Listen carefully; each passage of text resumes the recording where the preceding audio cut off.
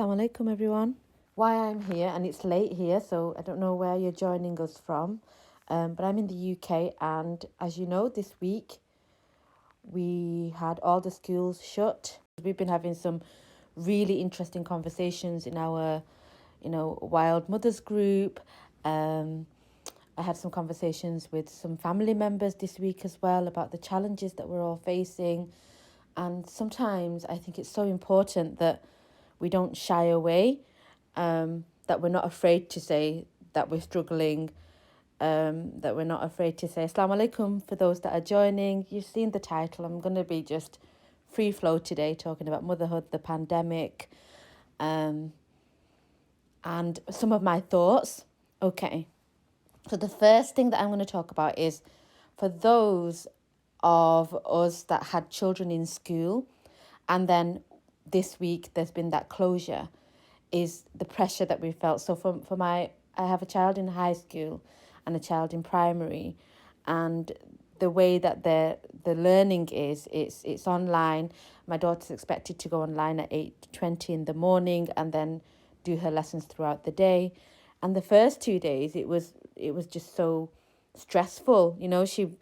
She's very, very conscientious. She wants to get her work done. She wants to make sure she gets everything done. And she was working till about 8 o'clock. I remember the first day 6:30 and the second day 8. And by that time, I was so stressed because she needed support at home. Some of the work, I'm going to be honest, I didn't understand some of it. It was just over my head. So I was having to research to find these things. And then sometimes the teachers are on, sometimes they're not. And this is my kind of sincere heart-to-heart to other mothers out there. You've got to remember that, the role of parenting is different to the role of teaching as it is to the role of going out to work. So, for example, I'm a psychotherapist. So each role is different and it requires different skills and different attention. And what has happened, and if we're not conscious and we don't slow down, is to see each role for what it is. If you can share this to other mums or friends that you have, if they'll benefit, then I really appreciate that. And you can comment below as well. If you have any thoughts, it's not just me talking to you. I'd love to hear what other people are doing, because one of the main things I'm seeing is the isolation, especially mums who have, the younger children, where they might have met at parks, they might have met at creches, and they're not able to do that anymore. And it's very, very isolating, and then you're not seeing family. And I'm going to be talking about that. I'm going to be talking about the challenges and the perspective, particularly for us Muslim mothers, and a shift that I want us to really make. But the first thing I want to talk about is this idea of having to do it all. If you have children, and don't forget, on top of that, a lot of the spouses are at home, and I have a marriage group that I run, and I know that, those challenges in itself is hard, because and domestic violence has gone up. We know with the statistics, domestic violence has gone up. So there's tension, whereas people would have been a lot safer when people were out at work, they had other things to do. So taking that into consideration about our relationships, the first thing you want to maintain and think about is your relationships. Because when you look back, you don't want to be looking back at this and thinking, gosh, I was so overwhelmed that I ended up yelling at my children. My husband and I had these big fights, and I feeling so inadequate. I think there's a sense of inadequacy.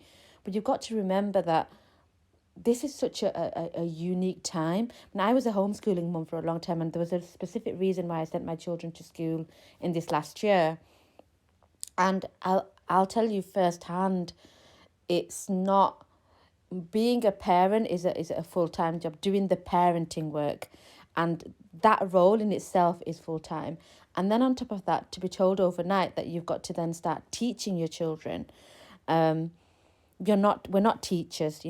If you think about a teacher, they go to university, then they go to the training, then when they start at the school, they've got training. It's a long process, and they're equipped to do that. And the environment that's set at schools is set so that these children are supported by the teacher. and given the resources and everything. So, and if in schools, the actual learning that happens is only about 2 hours in the full day. So if you're thinking, oh, my child's at school and they've learned all of things, and when they're sending you work home, it's not done, it's done systematically. So they're teaching them small snippets of one particular subject and then something else and something else, and building it up, building up, building it up. So we can't expect that you're going to get overnight a load of work and you're just going to be able to teach them all. Your child's going to be stressed, you're going to be stressed, and they're not going to really learn a lot. So my approach to this is to say, do what you can, and remember that children are learning all the time. So this is my next thing. In this time, perhaps what they'll learn is to have conversations with us.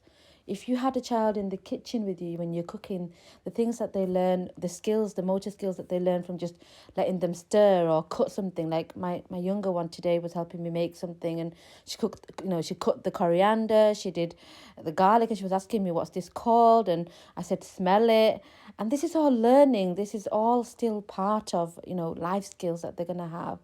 And the ability for her to communicate with me as we're in the kitchen, and her to pass me something and me to pass something and to say thank you, and for her to then say, oh, and I remember when we sat down and ate, and she said, oh, I cut this. And the cause and effect that, and this is something as Muslims we should be conscious of, that when, in the process of life, is when we're eating something, to say, where did that come from? We're so used to packaged food and things just appearing on our tables, access to clothes abundantly, that we never really ask who sewed this garment, and who made this food, and who cooked it for us, and how was it cooked, and where in the earth does that come from?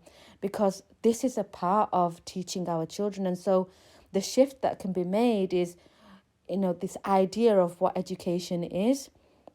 So although you've got, this pressure of the children being home, especially when you're not used to that, it might mean that those of us that, we're working, we can't work, or if you are working, you're still having to do that and find someone to take care of the children. Remember, really slow down. We're not equipped, we're not teachers. Even as in homeschooling, you would have somebody that would specialize in a particular subject for maths or English, and we'd find groups, and then you'd find other ways to teach your children. And it's just about relaxing and saying, I don't have to do all of that. I'm not a teacher, I'm going to do my best. And actually, in this time, nothing's lost. Remember, you think, oh my gosh, this idea of education. Islamically, our children up to the age of 7 can play. We were getting children earlier into nursery. And this is the next thing I'm going to go into.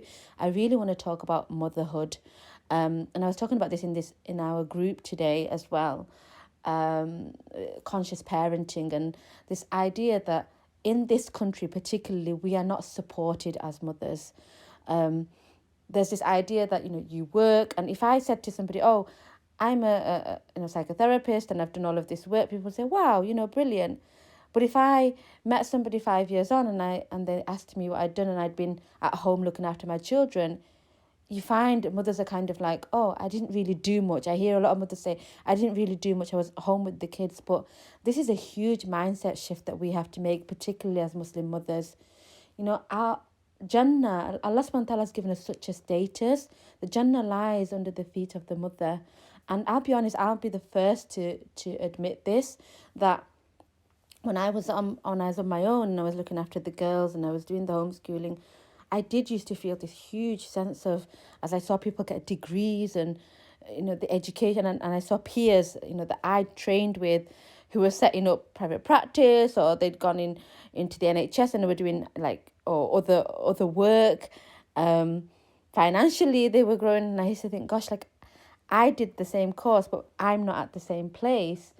And that's not true of Muslim mothers. And this is something where our honor comes from. This is where our pride has to come from. I was in the group, some of the mums were saying how exhausted they are and none of the support. And I was saying, there are traditions where when we become a mother, particularly in Bangladesh as an example, for 40 days, they get rest. They're breastfeeding their children, so the children are close to them. They have the grandparents there. We have extended families. Sometimes they'll get maids. The support system is phenomenal.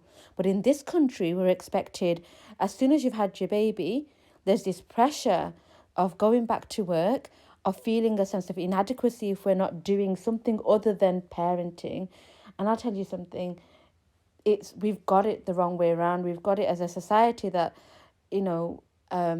it's just capitalism, money, money, money. And, there's a lecture that came up recently, Sister Fatima Barakatullah, who wrote the book Khadija. She's got a podcast, and she had Sheikh Hatim Haddad, I think he's called, and he talked about this. He said, even though they're saying that both parents should work, research shows that the economy actually is not better by both parents working.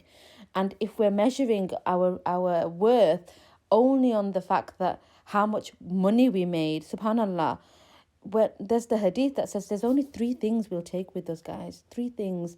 And that is right, after we die, 3 things will continue. And that's righteous children, sadaqah jariyah, and beneficial knowledge. That's it.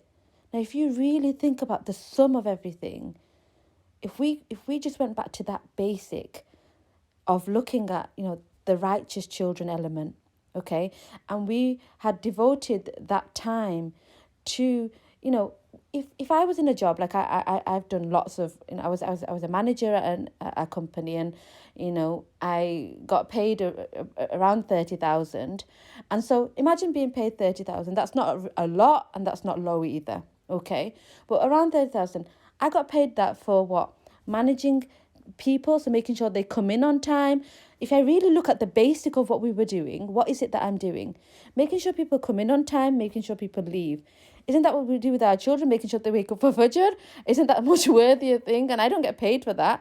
Making sure my children aren't in bed till 12, in the afternoon, or staying up eating junk till 12 at night. I'm making sure that they go to bed, they brush their teeth, they're looking after themselves. And then what other jobs did we have? You look after the systems, and you make sure that the workload is done. If I left my house for a couple of days, what would happen? We know as mothers what would happen. I know how clean freak I used to be. I'm not so much now. As the kids got older, and I thought, let them be. But before I had children, everything was spick and span. Everything was in its place. Well, you don't get paid for that. But when we go to a business, when we go to work, we're getting paid to maintain a system. We're getting paid to make sure this many outcomes are met. I'm talking about the job that I was in. I don't know about other jobs. And in psychotherapy, it's the same. This many clients that I might see, and, we look after the well-being of that client. But isn't that what we do with our children all the time? When they have a tantrum, when they need potty training, when they need feeding, when they need emotional support, every time they're learning a skill, whether that's from walking to learning to talk, to when they get older and we're looking after their safety when they go out, we're doing all of that. But when we, as mothers in this country, there's no reward for that. It's not something that's highlighted. So because there's no money attachment to it, we sometimes find it hard to measure. And we've got to really get away from this idea that motherhood, the reason there's no money attached to it is because with the job that she does. And I was saying in the group that, even when we go to sleep, we sleep as mothers, because when you wake up, if you've got a little baby, then that baby's going to be up in an hour, 2 hours to be fed. Even if you've got older children, it doesn't change. The needs change, but I think they become more skilled. So if you've got a baby, they cry, you just pick them up, you hug them. But if you've got a 12-year-old, I have to be more aware of her emotional needs. I have to be more aware of, is she upset? Is there something going on? Is she learning something that that's perplexing her, or is she having troubles with her friends? And those things are not as easy to pick up. So I actually have to be more conscious to be able to connect with my child, to understand that. So I think it's, we look at things and remember, this is so true. Allah subhanahu wa ta'ala tells us that everything that Allah does for us is good for us. And a believer is, sees it that way. And so if we look at this pandemic, we've got an opportunity to be with our children. And I know that's challenging for so many people, but if we could just make a slight shift and relax and think of it as we're not teachers, but we are. And what are the things that we can teach our children? We can teach them to be, to sit with us and have conversations, to do their hair, to help us with the cleaning, to talk about ideas and concepts with them, to talk about what they like. These things really matter, to teach them some deen. And deen doesn't have to be like a formal sit down, let's learn this. No, we could talk to them about friendships and how they talk to one another, or the food that we're eating and where does it come from, and it comes from Allah subhanahu wa ta'ala. Simple things that instill the awareness of Allah subhanahu wa ta'ala into their hearts and into their minds. And who better to do that than us as parents, as mothers?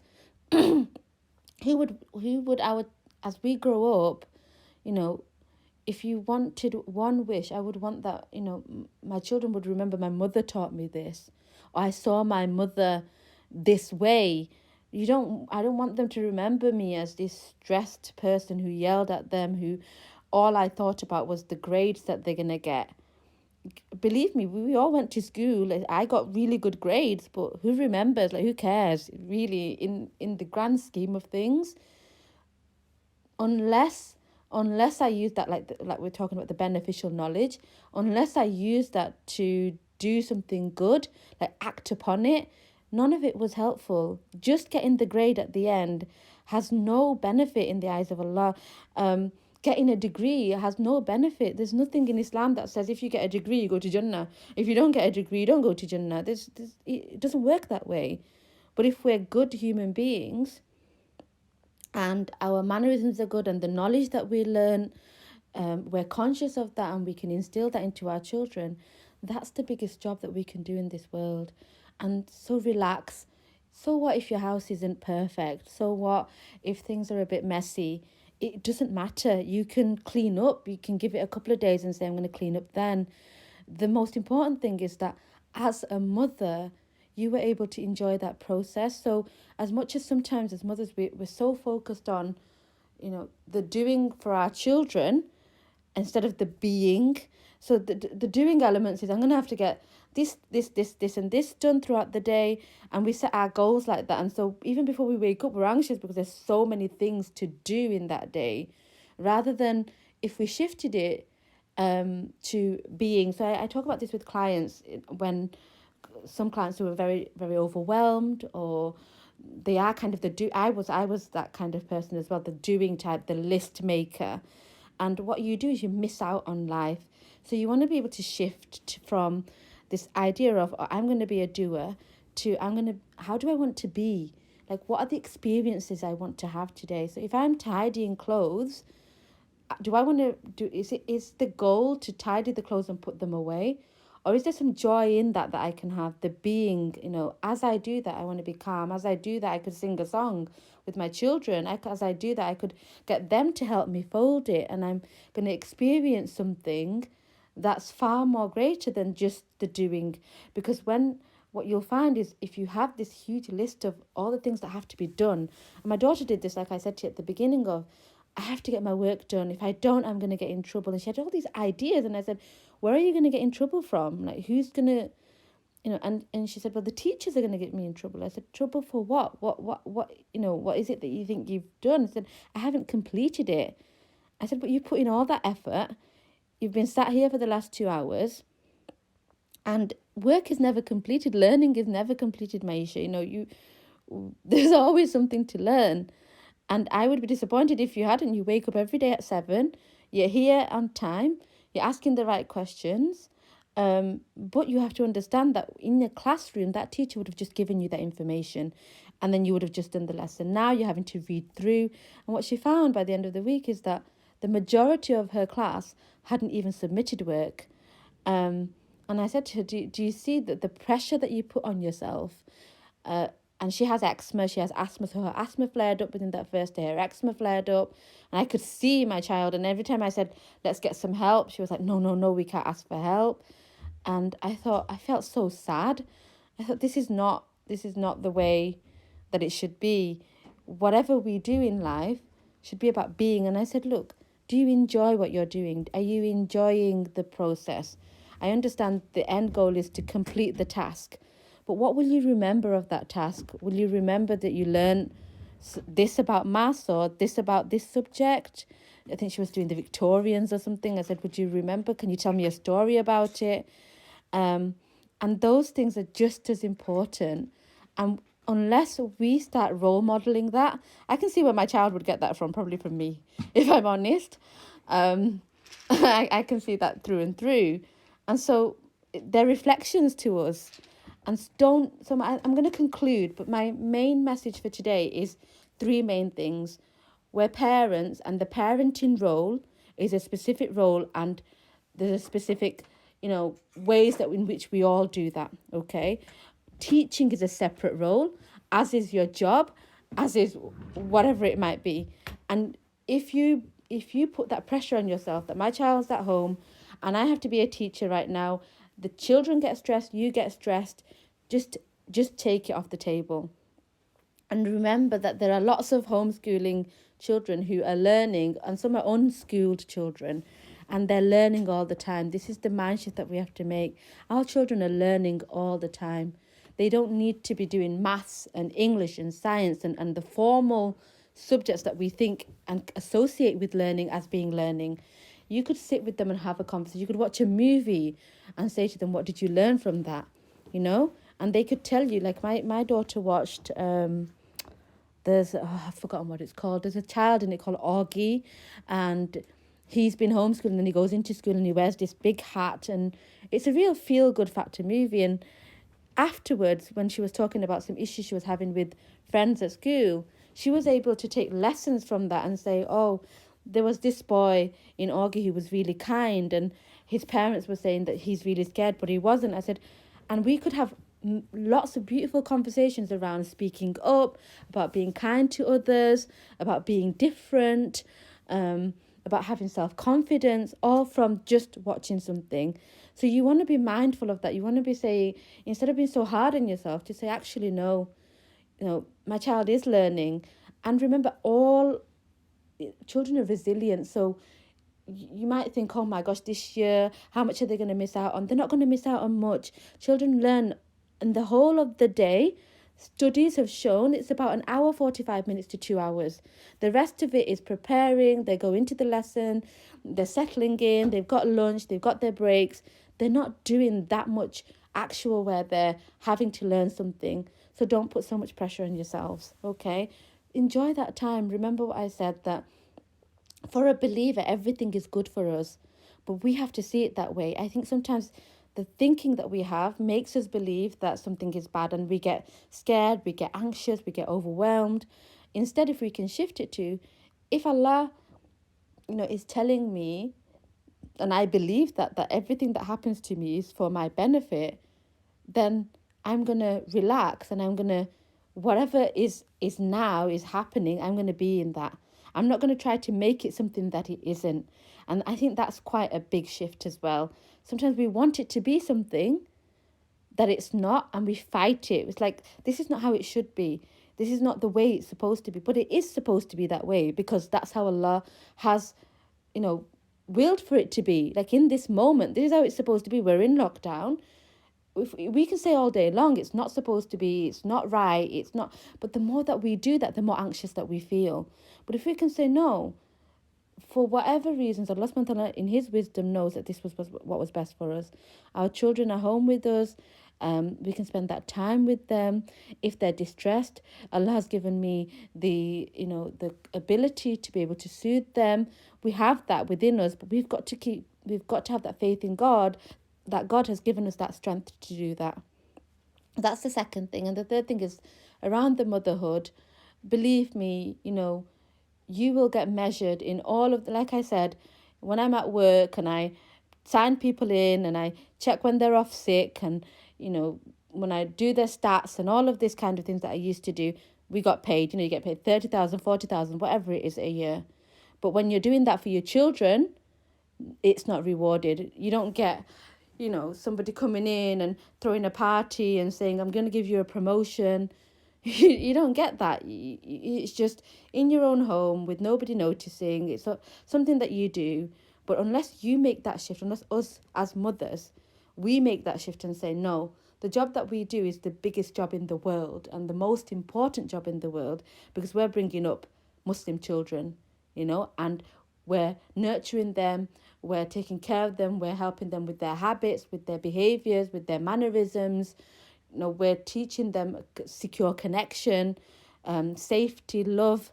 These things are not measured, and nobody could pay you even 100,000 a year to do that job, and you'd be satisfied, because you wouldn't. Because even then, the things that mothers have to do, that we do every single day, is beyond any amount of money. And that's why Allah subhanahu wa ta'ala tells us that Jannah lies under the feet of the mother. And remember that. Find your honor in that. Find your honor in.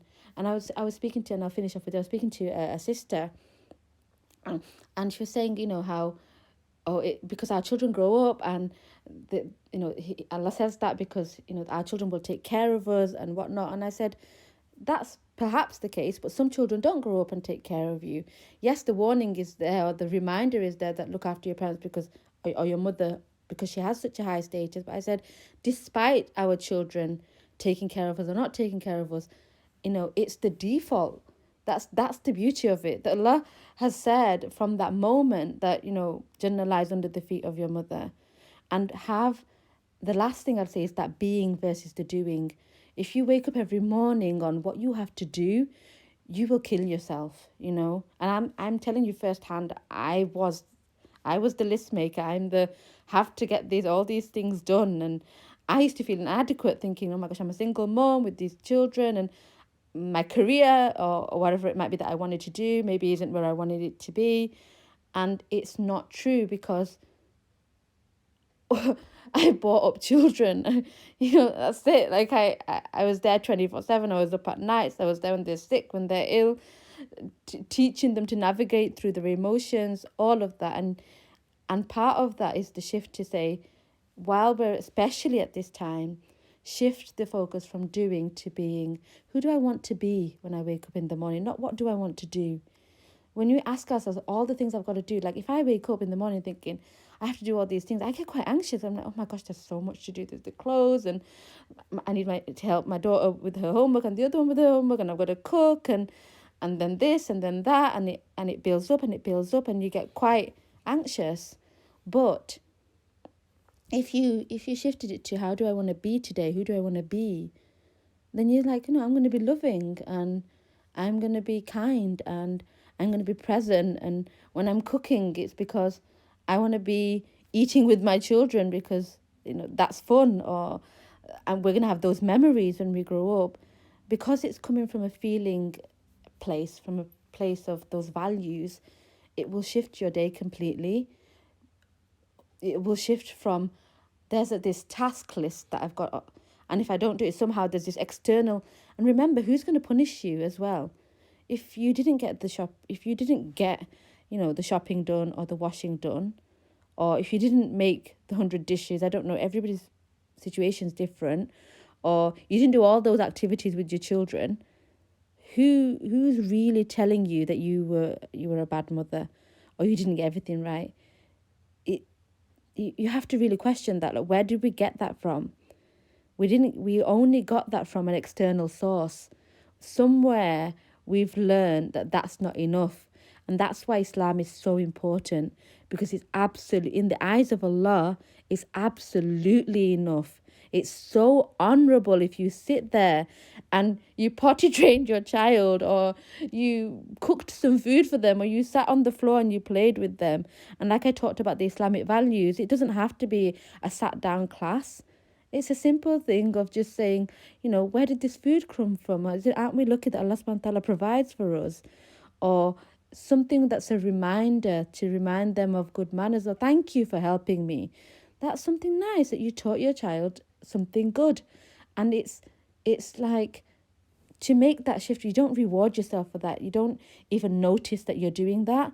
And so by the end of the day, you think, I haven't done anything. But you have. Because you're a mother, by default, you're doing something. That's what you've got to remember. By default, Allah subhanahu wa ta'ala, if you've been blessed with children, whether that's 1 or 10, you you are worthy. And I see so many mothers who taunt themselves. I've not done this right by them. I've not done that right by them. I made this mistake. I made that mistake. We don't get a handbook. And I know why we don't get a handbook, because none of our children are the same. It's not a factory line where all the children come off and they all need the same remedy. And when they're ill, they need the same medicine. And when they're having a tantrum, they all need the same thing. They don't. They need you. And that's why Allah chose you to be their mother, because only you could have been with that child. But you've got to have that strength and that conviction in yourself to say, I am the best. Because remember, everything Allah does is for the best. So if Allah chose you for your child and that child for you, then that's the perfect match.